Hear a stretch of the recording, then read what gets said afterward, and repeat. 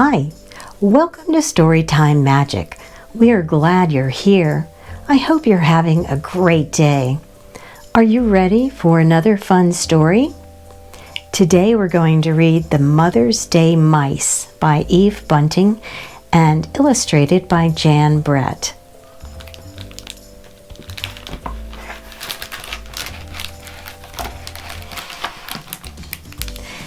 Biggest Little Mouse wakened first.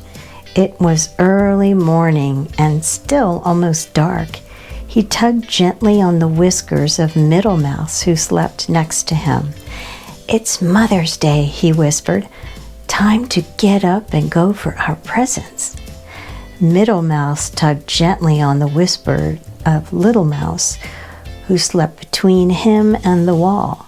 "Mother's Day," he whispered. They crept out of bed and tiptoed past Mother's room.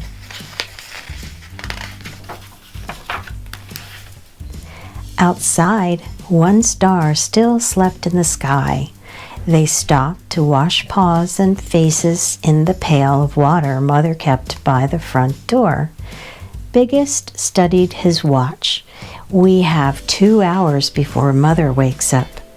Middle and I know what we're getting for her and where to find it." He looked at Little Mouse and waited. "I know what I'm getting too," Little Mouse said. "Honeysuckle." Biggest shook his head.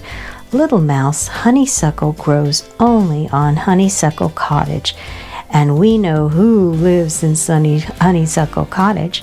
You'll have to find something else for Mother."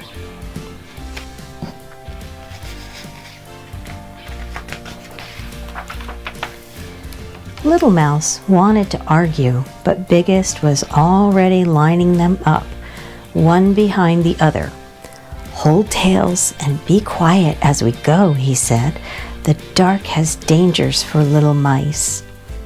They ran across the meadow. Little Mouse liked the tough, smooth feel of his brother's tail. He thought the 3 of them joined together must be as long as a snake. He didn't want to think about snakes, though.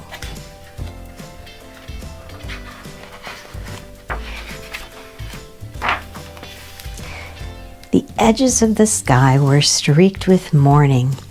A red fox passed them on his way home. They crouched till the white tip of his tail disappeared in the trees. "Grr," Little Mouse said fiercely. "Who's afraid of him?" But his voice was so weak that he couldn't hear it himself. An owl sheared above them as they lay hidden in the long grass. Little Mouse kept his eyes tight closed. If he couldn't see the owl couldn't see him. "You didn't have to squeeze my tail so hard," Middle Mouse told him when they stood up. "I thought you might be frightened," Little Mouse said. "I was telling you I was here." Middle Mouse sniffed. A strawberry patch grew at the edge of the meadow. "There's my surprise for Mother," Middle Mouse said. "She loves strawberries. She says the first ones taste of summer coming." Biggest Mouse boosted him up so he could get the roundest, reddest berry from the top. Its weight tipped him backward as he carried it.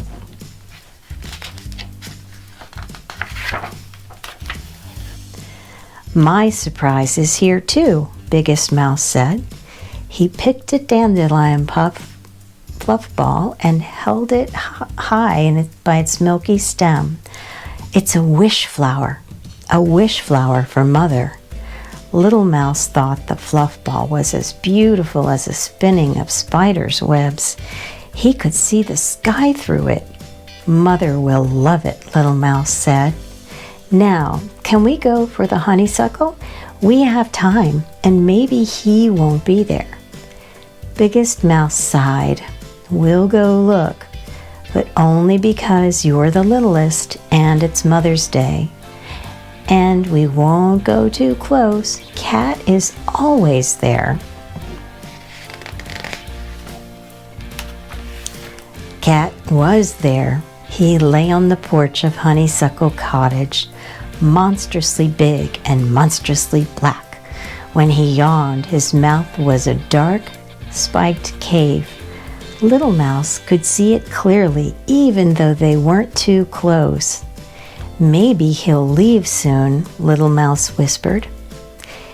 He pulled his eyes away from Cat to the honeysuckle that twined around the porch. Honeysuckle for Mother.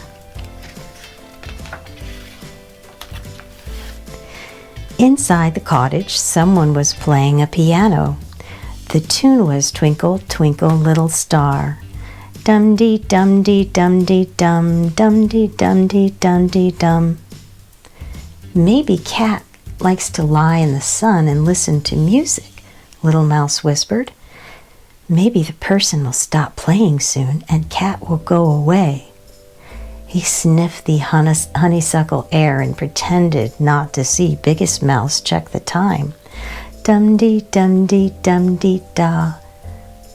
"That person is not going to stop playing," Middle muttered. He set his strawberry on the ground, and a beetle came on the run.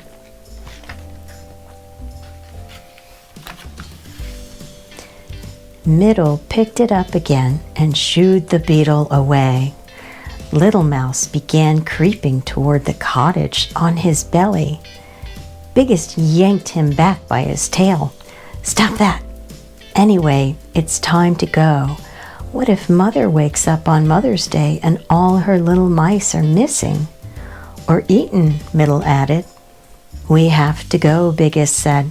"I'm sorry, Little Mouse." But inside Little Mouse's head, something had started to beat. Something wonderful. That was the beginning of an idea. Something better than honeysuckle. "It's all right," Little Mouse said. The sun made a pink path across the meadow as they ran for home. "Bring her a daisy," Biggest said over his shoulder. "She likes daisy." "Bring her a rock," Middle puffed. "A small rock that's not hard to carry." "They're nice," Little Mouse said, "but they're not special enough for this special day." He had something special, though. He had it strong and firm in his mind, and when they got home.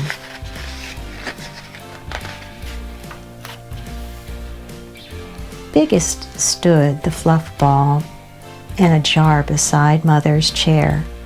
Little put the strawberry on a blue dish on the table.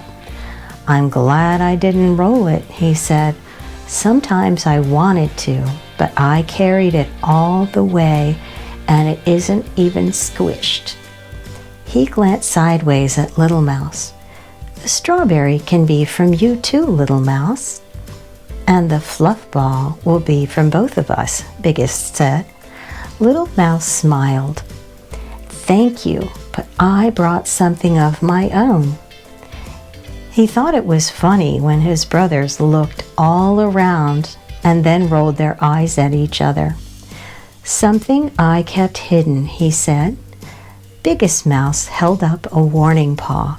"Shh, Mother's coming."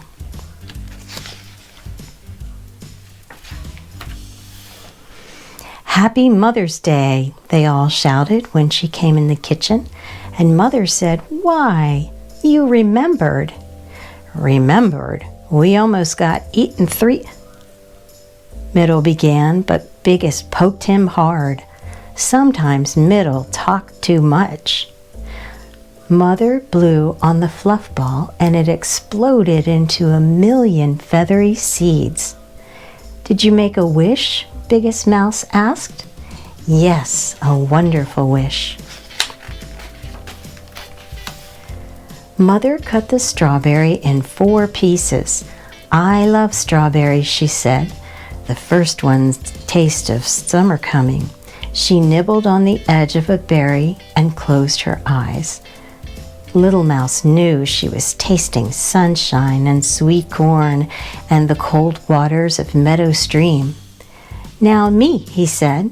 He was so excited he thought he might explode. like the fluff ball, into a million pieces. The music he'd heard at Honeysuckle Cottage was loud in his mind, and he clasped his paws together and began to sing.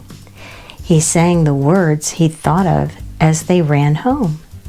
We have brought a song to say, happy, happy Mother's Day. No one's mother is so nice. Love from all your little mice. That was wonderful, Mother said when he finished. How astonished his brothers were. They thought he had nothing, and all the time he'd had this. Was it better than honeysuckle? Little Mouse asked. Much better, Mother said. Honeysuckle doesn't last forever. A song does. Was it the best of all your surprises? As soon as he asked that, Little Mouse felt mean. The song is from all of us, he added quickly. Mother smiled. All my surprises were lovely. You each brought me something different, and you each brought me something the same. Do you know what that was, Little Mouse? Little Mouse knew. They'd brought her love. Mother opened her arms wide, and they ran to her. Let's sing Little Mouse's song, she said. Mother and her 3 little mice swayed together as they sang, and the kitchen was warm with wishes, and summer coming, and music and love. That was such a nice book. Thank you for joining us. I hope you really enjoyed it. Now, don't forget to hit like and subscribe by clicking the big red button. And come back another day for another story.